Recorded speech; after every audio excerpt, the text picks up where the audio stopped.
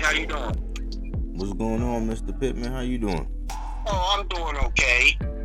Did I catch you at a good time? Yeah, I'm doing okay. I was trying to, view that entire full clipping of the fight, but the only thing I've seen so far is highlights, and I've heard, a lot of commentary by other individuals on, their interpretation of what they saw. Well, for me, for me, more so, I got a bigger picture question for you. And we're talking about that Jermell Charlo and Canelo Alvarez fight, but because I got a pet peeve to where I don't like people to give analysis on if they haven't seen the whole fight. I mean, unless it's something like to reference, so I'm not going to do that because I hear a lot of people who be saying stuff, and I'm like, man, you didn't even see that, so I'm not going to do that here. The big picture, you know what I'm saying? The reason why I wanted to, do this because shoot, this is the staple of my channel, so this is like limited edition right now. The main thing is the whole Inoue news, and we're going to get to that.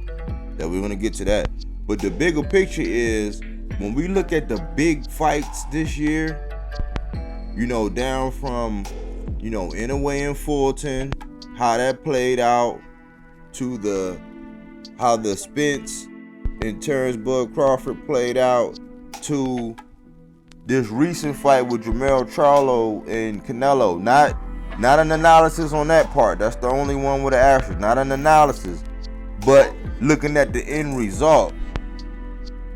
Like, how do you see boxing with the big fights? You know what I'm saying? Haven't seen these big fights like that. How are you seeing boxing right now? Okay, what I'm saying is that the last major big fights, okay, they seem to have been a little lackluster in terms of the performance that was put out. They seem to have been overshadowed maybe by one combatant actually taking charge of the fight. These big fights, in many cases, we're looking for a fight to go into the championship rounds. And while in the championship rounds, we see where the endurance of one fighter seems to overcome. But it seems as though in the last few big major fights, we as fight fans didn't get to see that. We seen an over-dominance for the most part by one fighter, and the other fighter not really living up to, the billing of what the fight is supposed to be. Right. Now, is that because one fighter was so much dominant over the other that it could not prevail to the championship rounds where we actually saw who was the better fighter? That could possibly have been the case. But some of these fights just didn't go where we thought they would go. Even going with Tank and Rolly. Many of us thought that the fight would be a little more competitive. Well, but then again, maybe the Rolly and Tank fight was a little more competitive. But Tank just, with that explosive power, he just stopped it before it could even get there. You mean the Ryan, right? The Ryan Garcia. You talking about Ryan Garcia, right? But that, Ryan Garcia, the same thing. And the fight that Tank had with Rolly was built the same way. But we didn't get out of it what we thought we was going to get out of it going into the later rounds. But I would say Rolly maybe put up a gallant effort, but it didn't let. Once he was hit, it was over. Yeah, that's how Tank fights be. Yeah, he's got that explosive power, that it only takes him maybe a couple punches before it's over. Yeah, once he really commit, because he got the highest, you know what I'm saying, accuracy rate for power punches. Like, he's the best in the game. But it's, you know, aside from that, you know, the way I see it is this. I had time to analyze it. I've been sitting down and I said, man, as much as we like to talk about Inoue, and even though this is probably the best segment of my whole channel, my platform, it's like with Inoue, it's special because he's not there all the time. He's not all in the social media. It's not all this stuff. It's not a lot to report. But we are back reporting on the fact that the man is going back for double undisputed, going up against Marlon Tapales on December the 26th. Now, aside from that, I believe, given the circumstances, I think that his win, in the grand scheme of things, is going to age the best. You know what I'm saying? I kind of briefly ran down a scenario to you the other day about it, but I had a lot of time to think about it, and I would deem that having, you know, I know you've seen the highlights of the Charlo and the Canelo, but for me, having seen the whole thing and having known my fighter to the point to where I had to do a video about it, because people were trying to shame people like me who were saying, no, man, this man left his hands in the locker room. Like, I know, and for people who didn't see it, I put out the information to where anybody you fight, and I didn't even include both Castano fights. I included both Harrison fights and one Castano fight. But I'm pretty sure if I would have included it, was just for format wise and to not make it hard on people. I made it visible to see, to where Jermell Charlo had a lot of activity, but he was not doing what he's accustomed to doing, and that was delivering power shots and his power shots to the body. The numbers was like stark. It was like, man, this is not even. And when you know how when you see a product, like you know how when you go and you order that meal, like how it's supposed to be, or how your car's supposed to ride after you get that, you know, service. Like, you know what you see when you watch and study these boxes. And what I did not see was a Jermell Charlo, even if the size and all that adjustment, just the will to win, the desire to actually put up an effort to say, hey, I actually won it.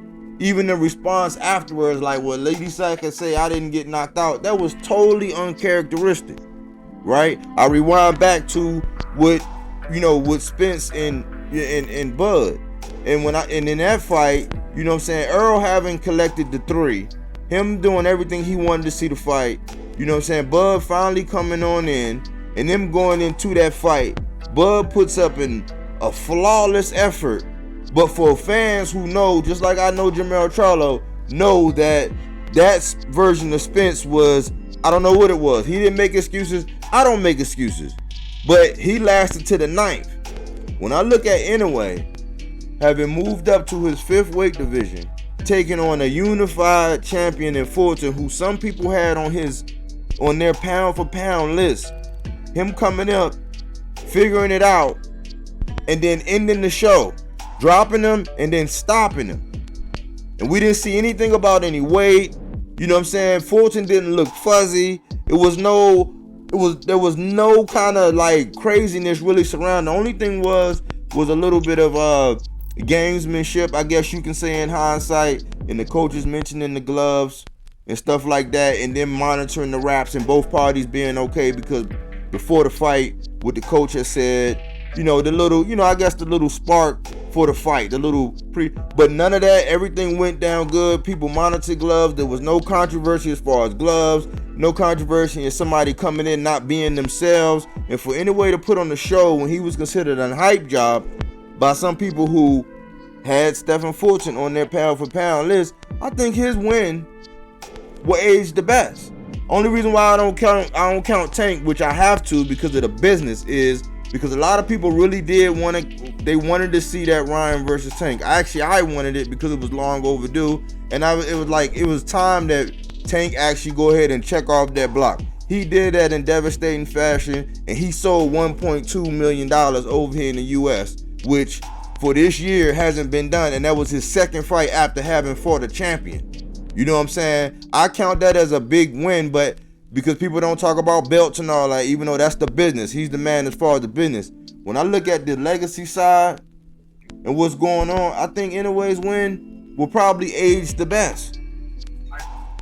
That's my argument. I agree with you. When you look at where Inoue started out at and where he is currently at now and what he has achieved in December, when Inoue fights, if he comes away being undisputed in 2 weight classes, he will have equaled up until the point what Bud has done. The only difference between what he will have accomplished, he will have conquered more weight classes than Crawford. So when you look at the journey that Inoue has taken has been a longer, wider journey. So when you compare the 2 fighters, still, you have to then have an arguably discussion that, hey, who's pound for pound?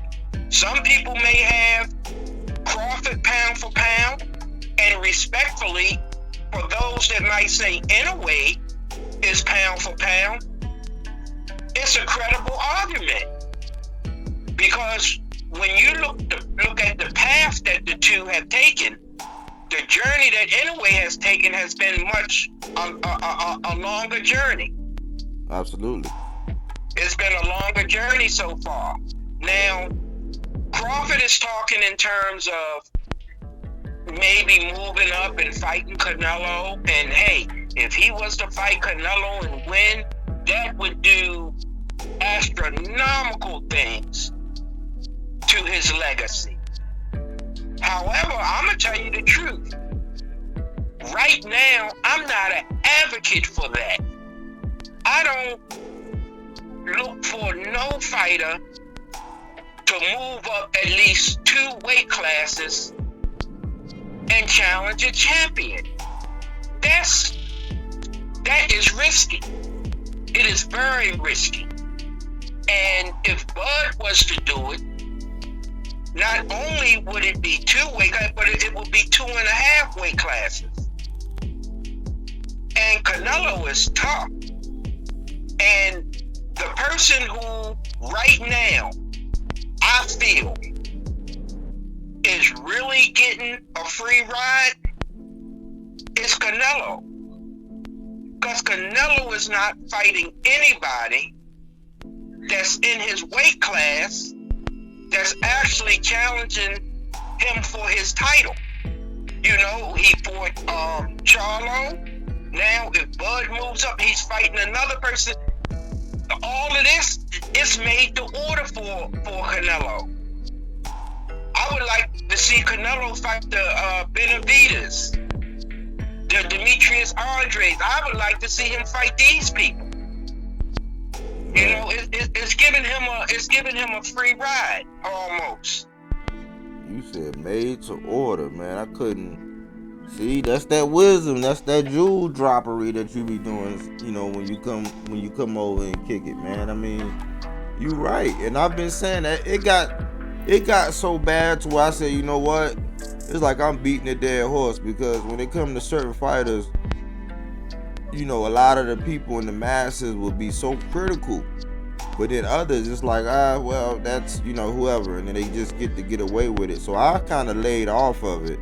And it wasn't until I heard all of the backlash from Jermell Charlo. Now, I say, look, I know my fighter.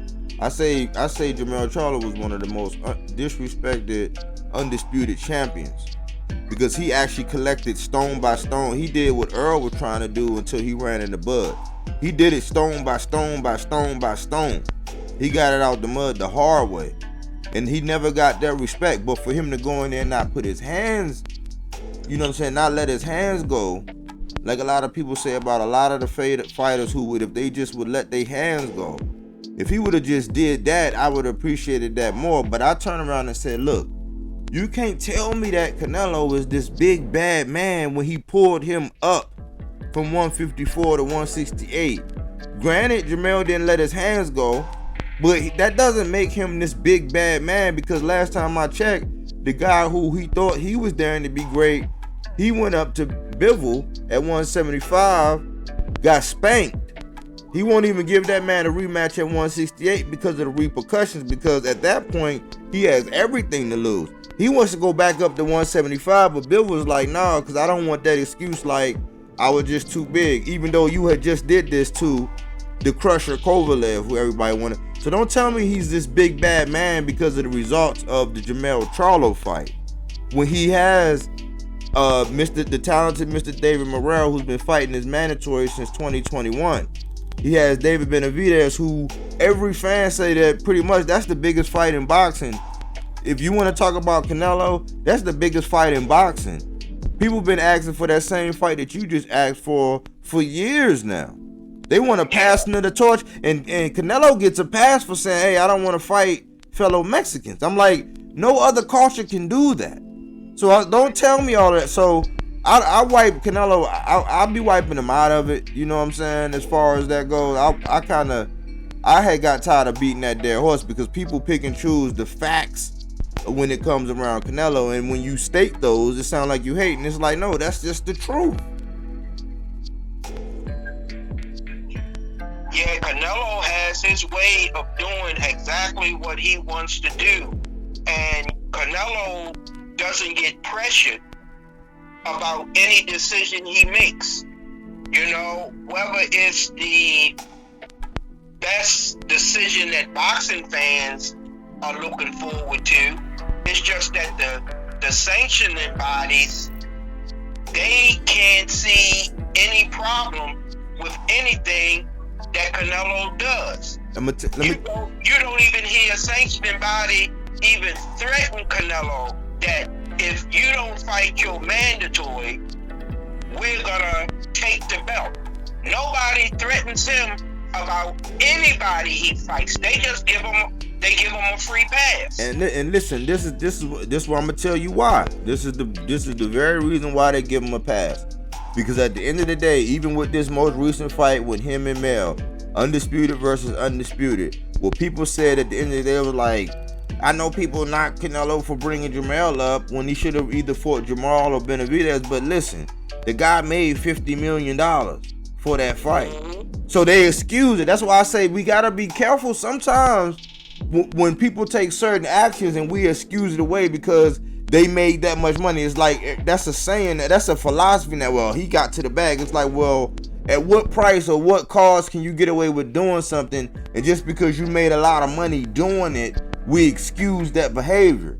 That's where I'm at with it. So it's like, we kind of got to look at it like, okay, you can't be critical of somebody like Tank, who, when there's people say, hey man, Tank ain't taking no pay cuts, he don't got no belt, everybody want to fight. Tank was linked to Inoue, and Bud had called him out and said, hey, if you think my son, so the 2 pound for pounds he was linked to, and this year he did the 1.2 against Ryan.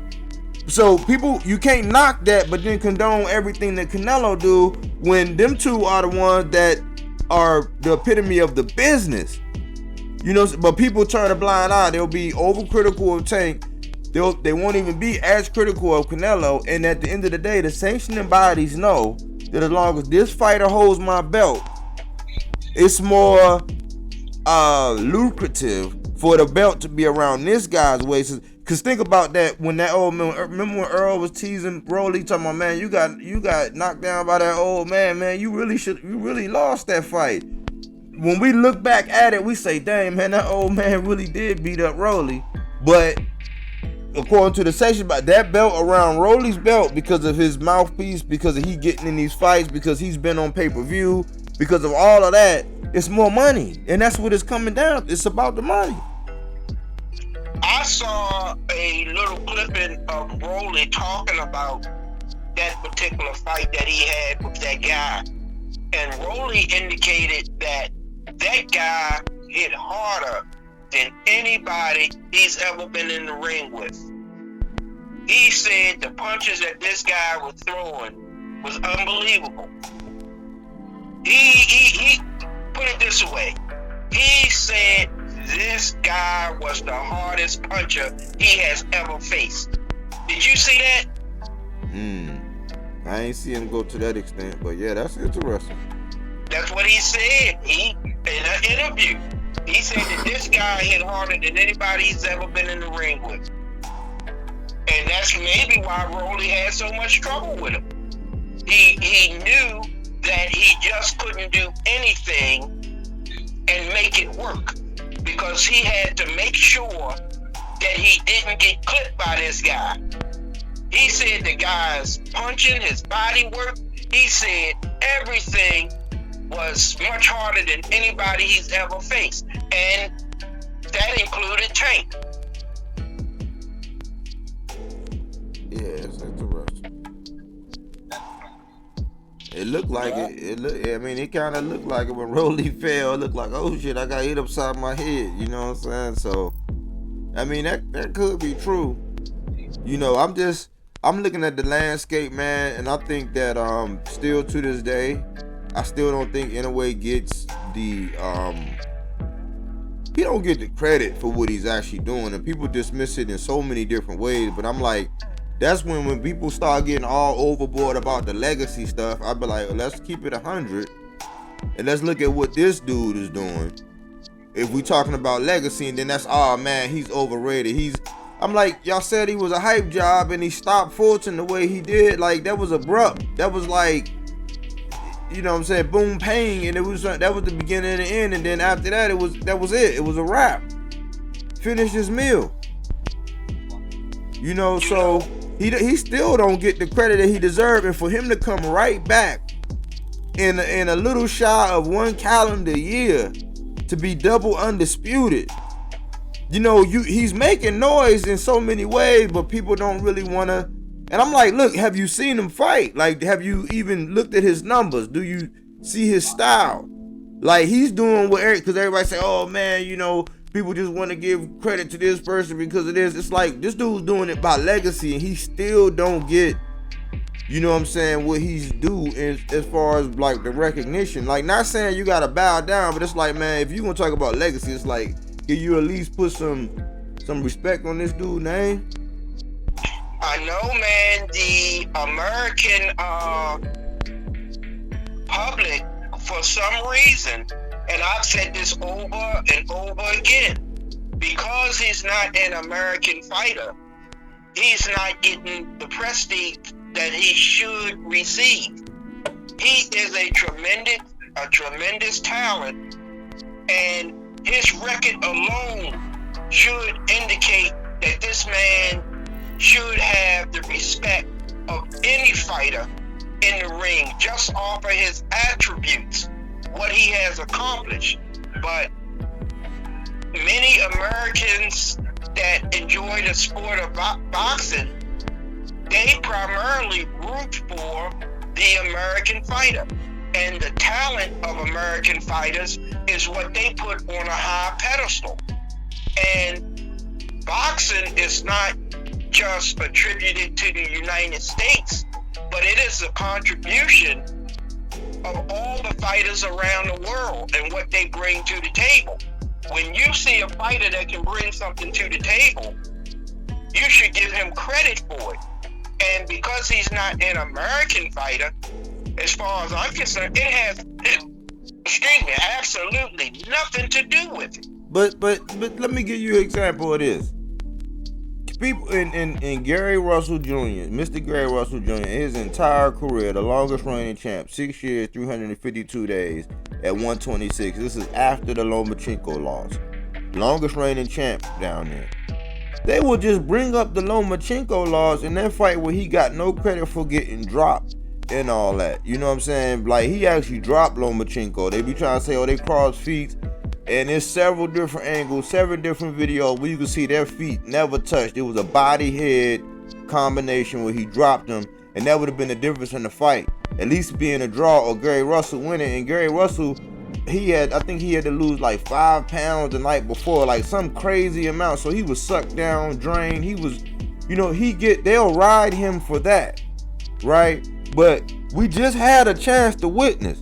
So if you watch a Brian Custer interview, if you watch the Stacks interviews where he go around and he interview these boxing camps, you got to know Stephen Fulton. If you know Boots and that whole camp and that whole arena who advertised, you got to know Fulton. So our U.S. fighter had an opportunity to make his biggest payday and go over there. We had the size advantage, and this man invites you over, give you your highest payday. You know what I'm saying? Set you up no hard, because we was talking about this fight and how the negotiations went. It was no star negotiation. It was no crazy nothing. There was really no mystery, because Inoue had already said that's what he wanted to do. And Fulton was like, well, shoot, if he gonna come up here, that's what I'm going to want to do. It was cross promotional. It was like the best fight in boxing, from negotiations to everything going out without a hitch, without no controversy, to go down where Inoue did that to our American fighter. And we still want to acknowledge that he did that to Fulton. You see what I'm saying? When Fulton called him a hype job, and we were saying, oh, he didn't do his homework. That's my only thing. I mean, bump the politics. It's like, if you got to know Fulton and you heard what they camp, because I was saying, man, hey, when I was hearing they camp, I wasn't hearing anything but the praises and this. I wasn't hearing no tactical nothing. I know they want to keep something close to the vest, but they were just saying, oh man, this man a hype job. He ain't for that guy, the monster, to do that to the cool boy, and people, politics aside, not even recognize that. Hey, hold on, man. Now, if he was on my pound for pound list, what is this guy?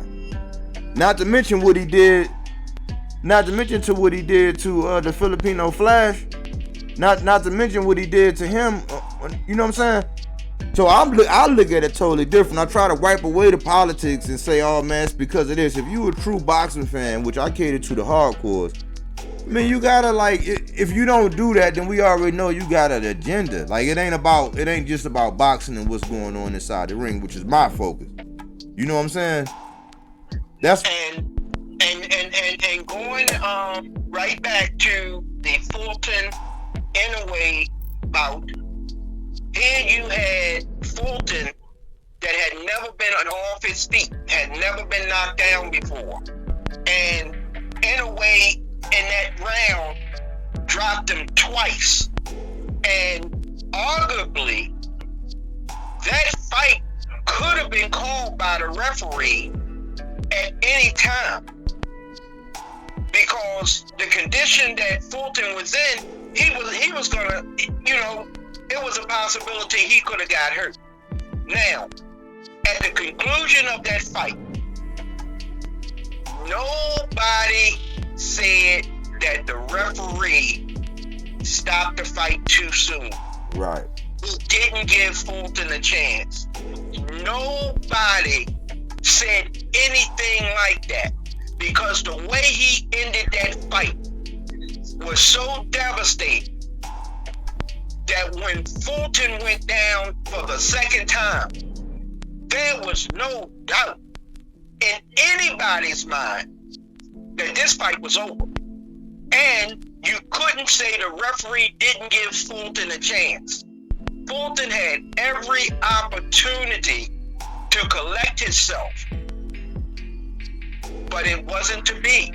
He ran into a fighter whose power and accuracy he didn't have an answer for. Yeah. I mean, I think that if you have an objective perspective, you'll look at all those aspects of that fight. And for Fulton to not make any excuses, you know what I'm saying? He didn't, he handled it like a champ. He did his interviews. That was like picture perfect boxing, as far as legacy, as far as both fighters getting paid the most money, you know what I'm saying, as far as the most competitiveness. I mean, because even when I look at it throughout the whole thing, with Mel not throwing his hands, with, Earl, I mean, I give it to Earl. He never stopped swinging. He never quit. The ref had to just say, hey, look, enough is enough. Like, you know what I'm saying? Enough is enough.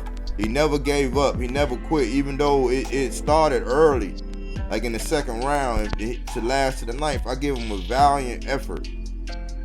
but for fortune to make it to what, the 6th, 7th, you know what I'm saying, like going up around that territory, and you know, it was the best, as far as it was the closest thing.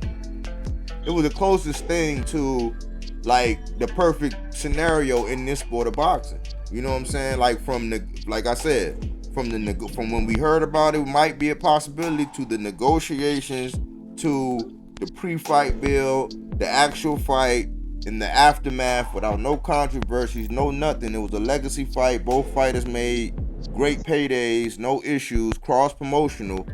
That was like the epitome of it. So if it's going to get that eyes, and if you're a hardcore and you understand that, you got to give that man who's in his 5th weight division about to, you know what I'm saying, about to undisputed at it, you gotta be like, hey man, hey, this dude, he doing something. You know what I'm saying? Yeah, and the way he set Fulton up by constantly hitting him to the body with the left, constantly hitting him to the body, and then picked his shot to go to the body and then come upstairs over the top, you could see that he worked on setting him up for that punch. Mm-hmm. Because it's almost like he threw it that one time and it connected. You almost didn't see a pattern of him doing that prior to knocking him out. It's like he lured him into it. I'm gonna hit him to the body. Fulton was expecting to be hit to the body. He got hit to the body, but before you know it, here comes the right over the top. It was set up perfectly, and it was executed. That punch hurt him to the point that I don't care what he would have hit him with next, he was going down. You know what I mean? Yeah, he could have got over top of him. He could have got over top of him and blew him like you blowing out a birthday cake, and he'd have fell out, because the punch was that devastating. And when you take a look at this, man, when I looked at that knockdown, and when he finally got up, because it didn't look like he was going to get up, because he was laying on his back with his head looking up towards the ceiling. But he managed to get up. But when he got up, and the referee gave him the standing 8, he thought, in my viewpoint, that the round was over, because he started walking towards his corner, and then the referee waved him, no, come on, this is not over. You gonna get some more of this for this round is over. And when he backed into that turnbuckle, into that corner, there was no doubt in my mind he wasn't getting out of there. Because at that particular point, his legs was gone. Yeah, he couldn't move, but his legs was gone. So when he backed into that corner, I think we all knew that's where it was going to end at, right into that corner. Yeah, and his legs was gone. And that's the epitome of what happens with the knockout artists. Like people, you know, oh man, the knockout and everything. That's just a higher level of the sweet science. It's like, okay, because once you master something, it's like, go ahead and that's why I always say, when you stop something, it's like you in the contest.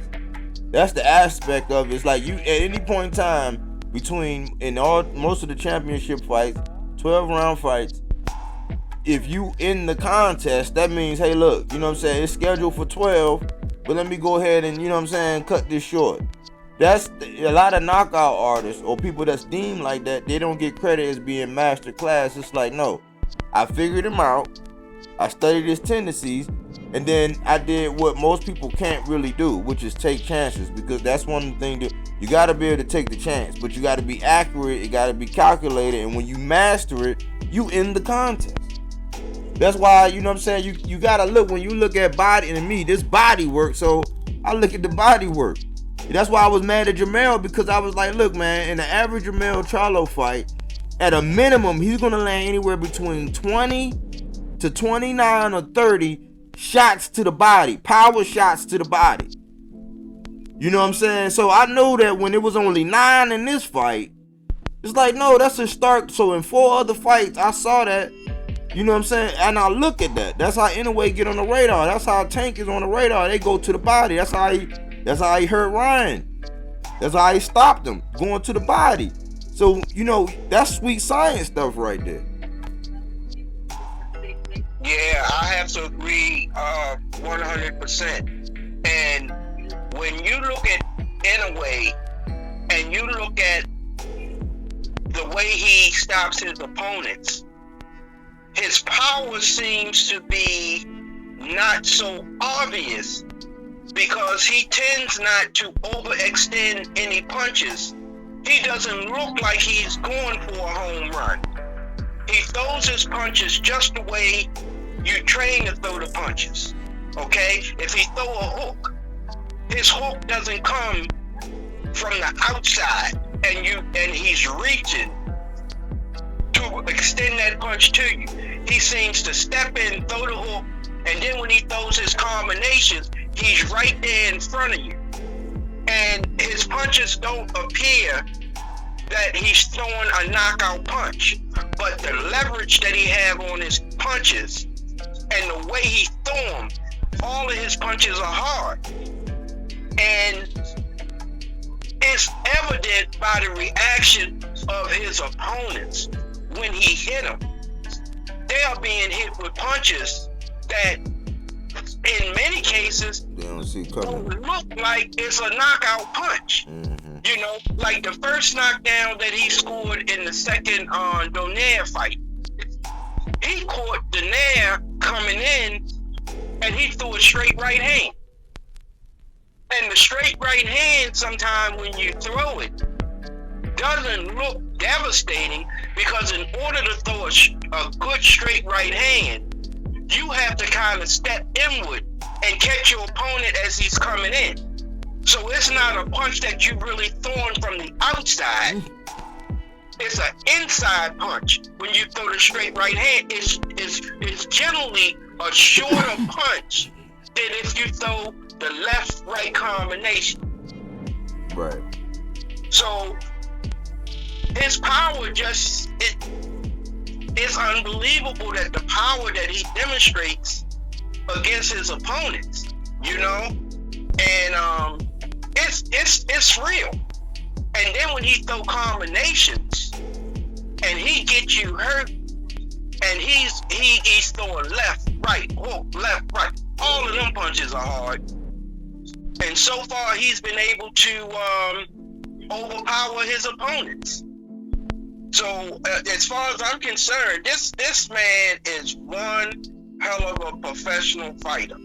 Whether the American public want to really acknowledge it or give it to him, I'm going to tell you, it makes no difference to me because I saw something in this guy years ago. And I knew he was going to be a force to be reckoned with.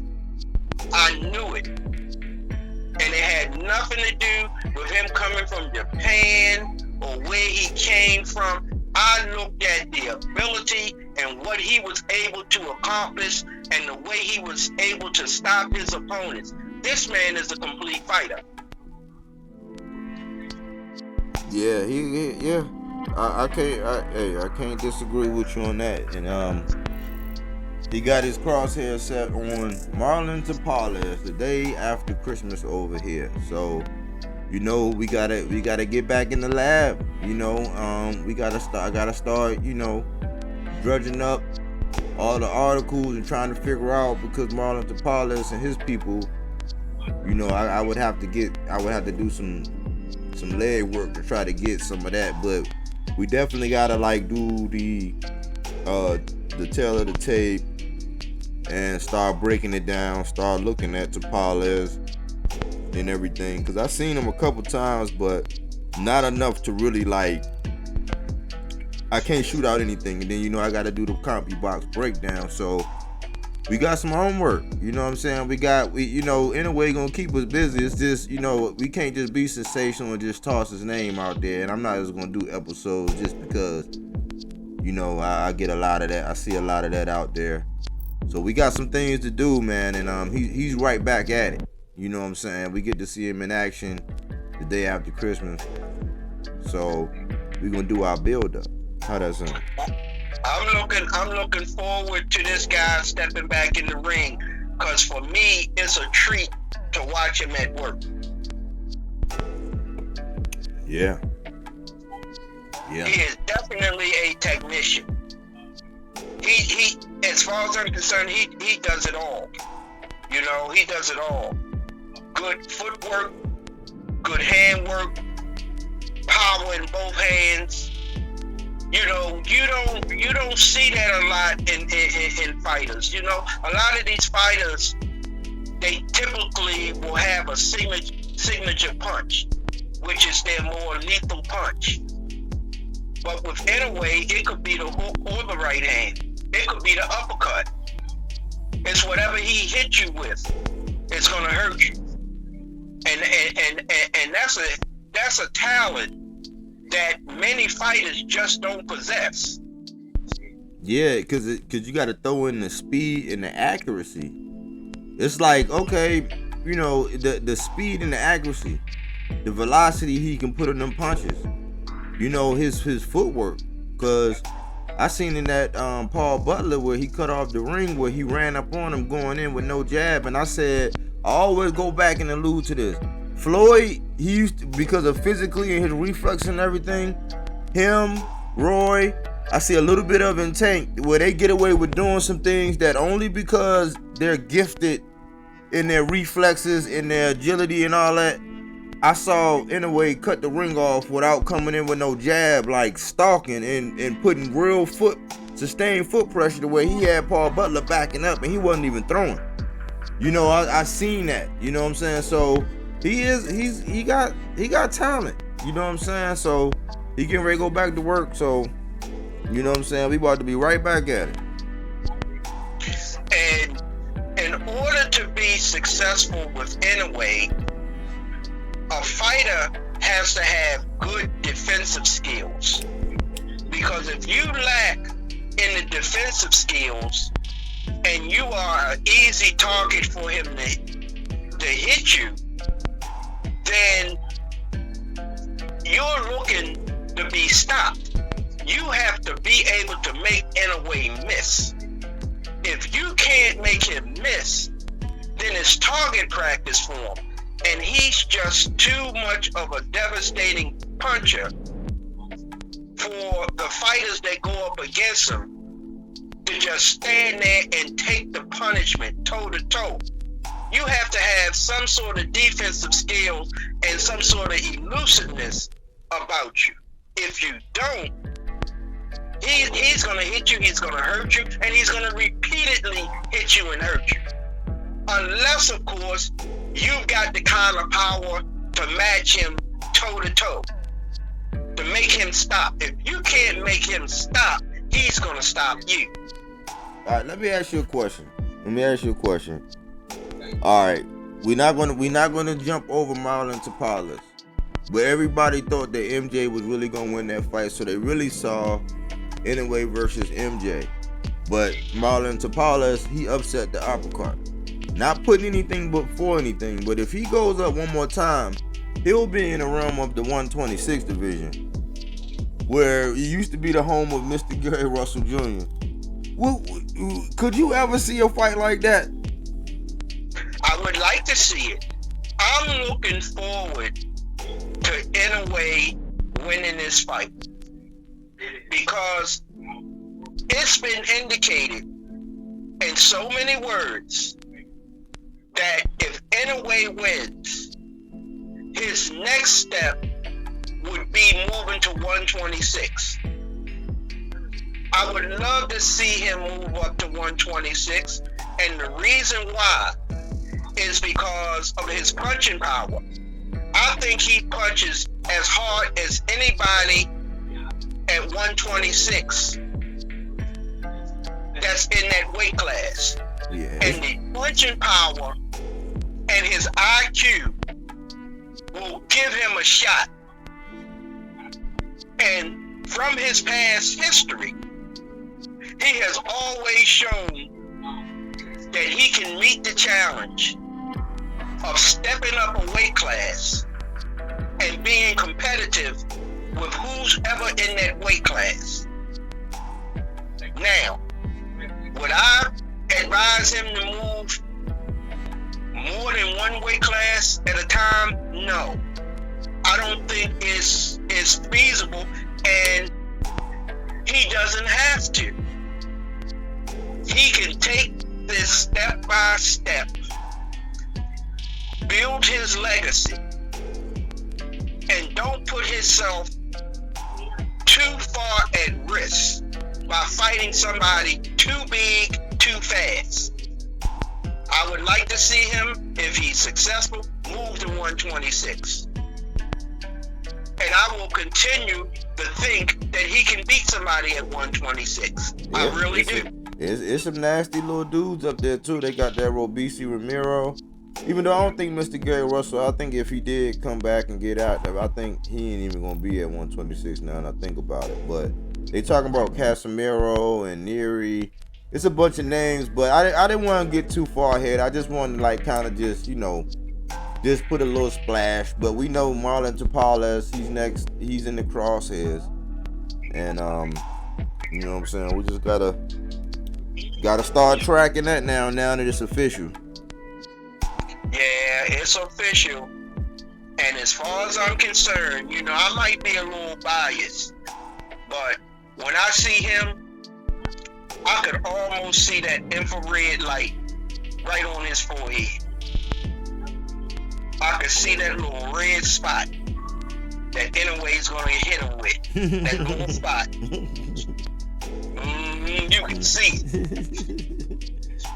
Yeah. Now, I could possibly be wrong, but hey, I'm rooting for Inoue. He's always been on, from the first time that I started watching and critiquing this guy's career, he's on my radar, you know, and I said years ago, he's pound for pound my best fighter, and I still feel that way, you know, I still feel that way. If he was an American fighter, then people would give him more respect, but because they don't want to give him respect, I want him to just keep on winning, just keep on winning. Yeah.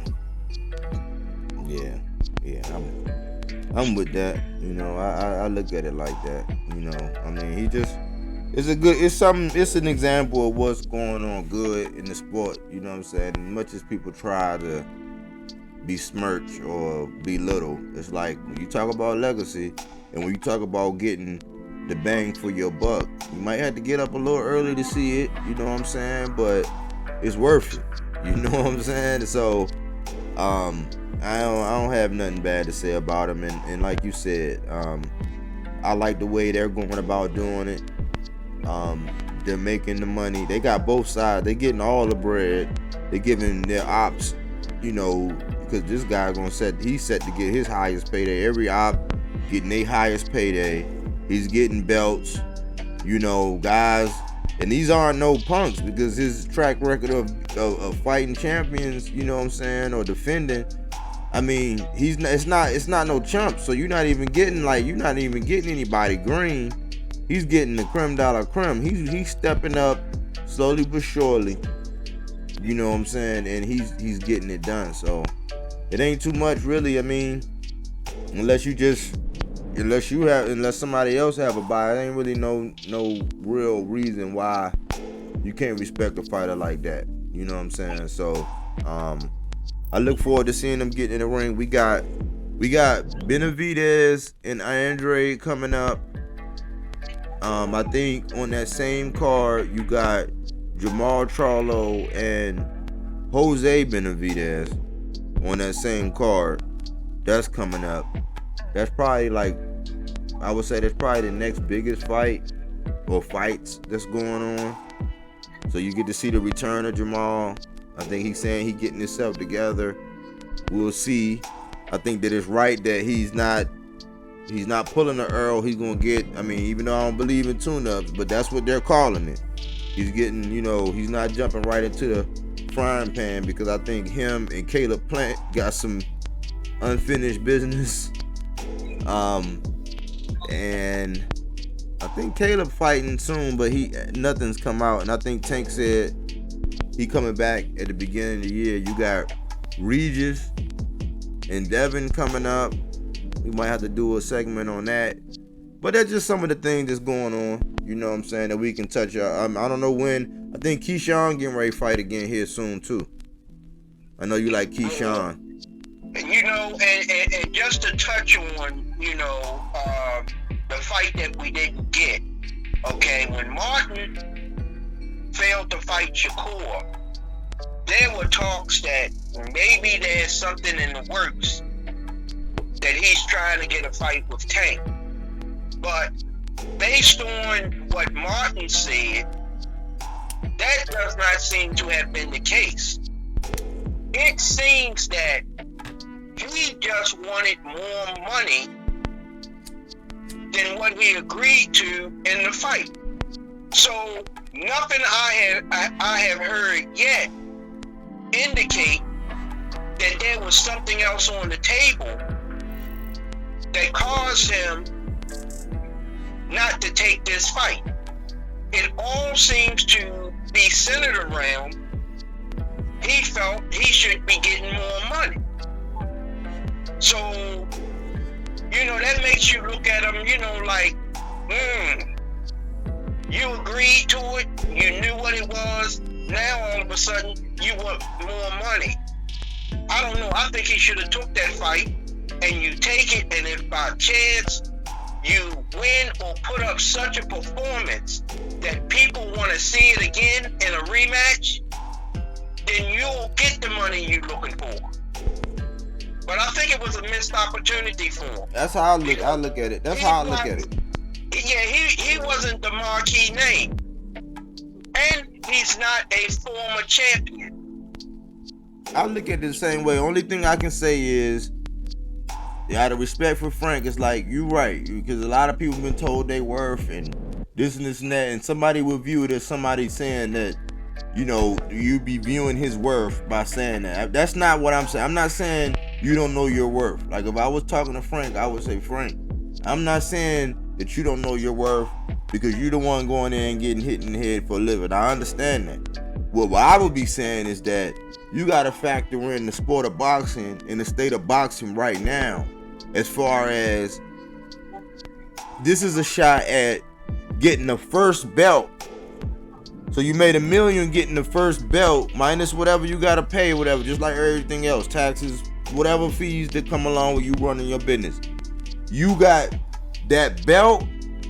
You got a valiant champion. You know what I'm saying? A 2-division champion moving up to his third weight. So you got that name on your resume, and you gotta think, Frank is 29. And I don't play the age card, but every time everybody analyze all this is what they say about Bivol and Better Beeve and all these guys. And they say, oh man, but his age, you know, and this and that. They'll shrink somebody else's age, but then say, oh man, his age. Frank got to think that he has not tasted the championship fight yet. And Frank is high risk, low reward. You had a big fish on the hook for that kind of money and that opportunity to get that first belt. And since everybody was saying, hey, you might not be the favorite, but if you at least been Frank, because Frank is known to make adjustments. Frank got power. Frank do body work. You got a real shot at winning this fight if you just apply yourself and let your hands go and do what your coach is telling you. You have a real shot. And if you lose, nobody was expecting you, according to the odds makers. Nobody was expecting it anyway. So it was a win-win for you. You know what I'm saying? It was a win-win for you either way, and that would have been the first piece of that stone. Because I'm starting not to like this whole one fight and you get all the belts and then you get to pick, choose. Because that's what Canelo doing. So everybody standing in line at that, he get to pick, choose, and refuse. I don't like that. I like the fact that some of those boxers have to go get them one by one. So I thought it would be more equity because of the name. You actually fighting somebody for that vacant belt, and that was a silver medal Olympic champion, a 2-division champion, a former unified champion, moving up in his third weight class in Shakur Stevenson, who a lot of people, I don't know anybody who don't have Shakur on their pound for pound list. I thought that was a missed opportunity. I'm not saying, Frank, you don't know your worth.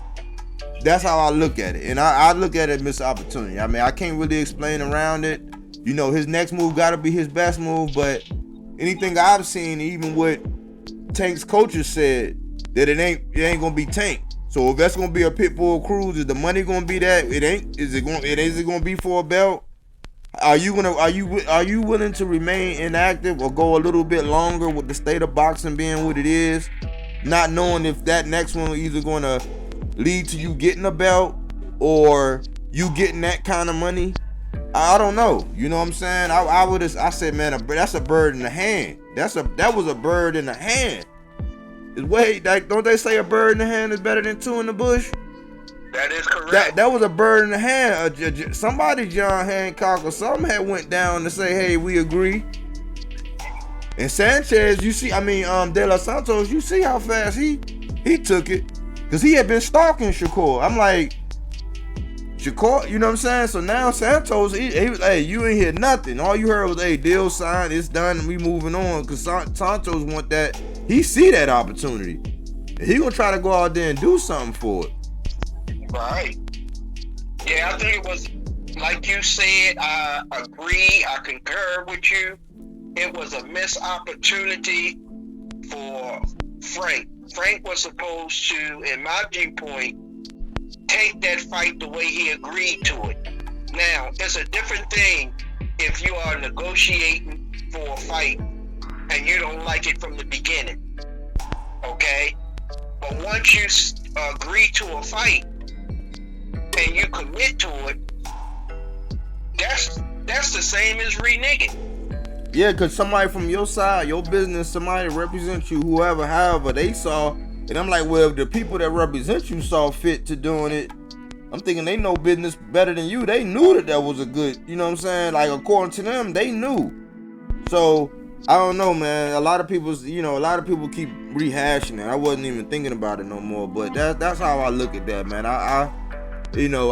Man, Frank, that's what they call, when they say betting on yourself, Frank, I guess Frank say this is betting on himself. So, I mean, at the end of the day, I hope it work out for the brother, man.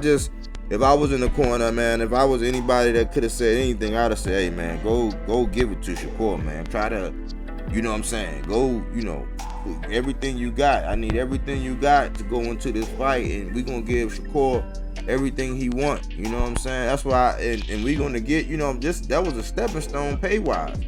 You know what I'm saying? Like, even if you lose, like, if it go back down a little bit because you lose, at least you made that. You know what I'm saying? That was another, and in this day and age where, a torn retina, a sprained ankle, Inoue had a setback for his hand. Jermell Charlo had a setback for his hand. Like, yeah, this day and time, man, a bird in the hand. For me, it's a bird in the hand. That's all I can say about that. And see, that's what made Sean Porter such a marketable fighter.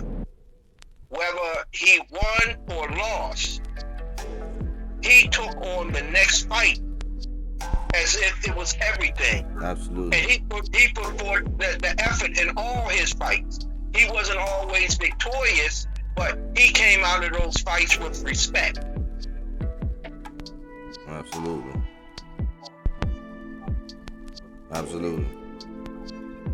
But it's just different now. And that's why I said I was trying to say this a long time ago when I was saying, like, especially when it came down to Bud and Bud, when Bud said, oh man, no, I'm going to go get this bag for fighting David Avenesian. But when I look at it, Canelo did it before that when he said no. He said no to the deal, I think he said no to the $100 million deal or whatever to PBC and went back to the zone, and that's when he got his deal to fight Bivol, Triple G, and Ryder. So he wound up going to go do that, and he got upset right off the gate by Bivol. So I was saying, man, we got to be careful what we say about as far as, this bigger bag or this money, because that next move, it could be a devastating loss. Like, it could be a knockout. Like, you can get knocked out, like, and then, you know what I'm saying? So I look at the big picture.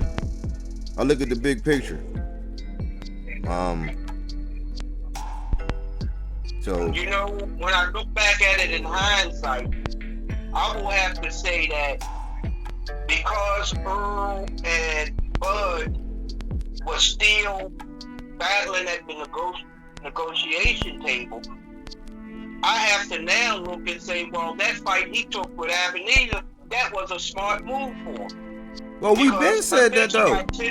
I think he got $10 million out of that fight and still didn't lose any status in terms of negotiating with the Spence fight.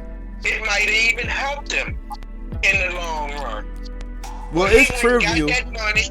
Instead of being inactive, he got that money and he moved on. So, from a business point of view, it was a good move. I would say from his personal, excuse me, I would say from his personal business outlook, looking at it from Bud's perspective, I would say, yeah. Now that 10 million, that was never really confirmed. Like, I don't know what it was. I don't want to count the man numbers. I know he did stay active. He grabbed a couple mil. You know what I'm saying? He kept Earl on ice. But we said that on one of our episodes when I said that was the genius in him in keeping. Because I said he was playing chess, not checkers. I was saying he was playing chess with Earl by having him inactive while he was active and still getting the bag. Because Earl and I was talking about how stubborn they both were. And I said Bud knew that. I said that might have been genius. We've been talked about that. You know what I'm saying? So, and that's what we're seeing in these fights as far as inactivity, because people they throw in inactivity when it came to Fulton, and then they threw in inactivity when it came to Jermell Charlo, which they all have a case as far as inactivity right now, and that's killing the sport. Like right now, I gotta start looking at that and really factoring that in, because that's starting to become a big role player and why we seeing some of this unevenness in the fights. But these fighters are just saying, look, man, I want the most money. I'll walk away from this legacy fight to go get this money. And I would think I was trying to tell you this about a month or two ago when I was saying, man, the sport is changing the way these guys not looking at it the way we look at it. Like, man, like the Frank Shakur thing. They're not looking at it. They like, man, look, man, I gotta get it. Like, think about this. And I'm gonna close with this. Think about this. That guy, Big Baby Jared Anderson, the Big Baby, when I was saying, man, this guy's looking sharp, he's smart, they building him up the right way, he came on and said, look, man, I don't plan on boxing for that long. I want to get the most money. And I'm not sure if that made his stock take a hit. But after that, it kind of killed his buzz. But that's what these boxers are looking. They don't want to box. They not in it to be in it for the long haul. Like, it's very few. And that's before they get to the money. Once they start seeing a certain amount of money, they're like, man, I ain't trying to do all that. I'm trying to get to the biggest bag. And the people that's doing that, like skirting around like that and getting to the bag, they're being excused. That's just what's going on in boxing right now. Canelo is the prime example. Right. You see what I'm saying? So he's the example. So I'm like, if you letting that get away and you not having no voice to those kind of activity where this man ain't fighting nobody up there in his weight class, he won't give a rematch to a guy that beat him down at his weight class to actually defend it, but he get $50 million for that, plus whatever else. You're setting a precedence. I was saying all these people are setting a precedence every time we excuse that. And we don't get what we want at the end of the day. We get what we've been seeing. Like we started in this show. You know, it didn't live up to what we really thought it was going to be, where, you know, a champion had to dig deep, and in them championship rounds have to separate themselves or end the contest or make a statement or really, you know what I'm saying, seal the deal for everybody. You know, we didn't get it, and that's why, because it's about the bag now. Yeah, you are absolutely right. Absolutely.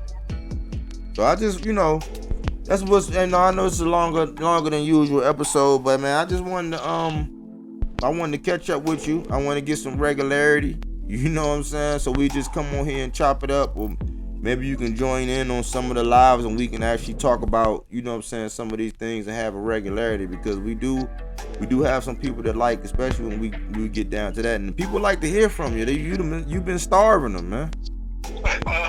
Well, don't worry. We'll get back on it. All right.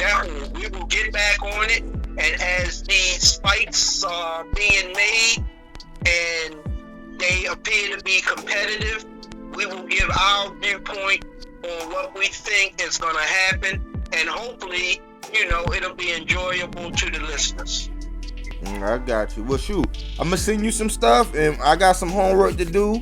But I'm gonna send you some stuff, and I'll be getting with you so we can, you know what I'm saying, get back in the lab. Sounds good. All right. Well, have a good evening. You also. All right. Peace. Well, that was my old head K talking that boxing talk. We right back at you.